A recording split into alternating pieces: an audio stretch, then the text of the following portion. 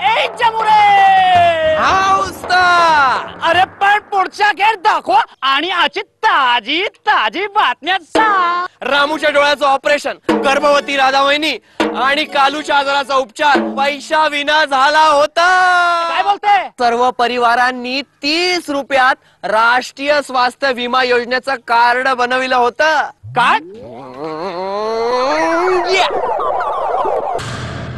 या कार्डने यांच्या परिवारांच्या 5 सदस्यांच्या आजारात 30,000 पर्यंतचा इलाज पूर्ण देशाच्या निर्धारित प्रायव्हेट किंवा सरकारी हॉस्पिटलमध्ये भरती झाल्यावर एकही पैसा न देता होतो.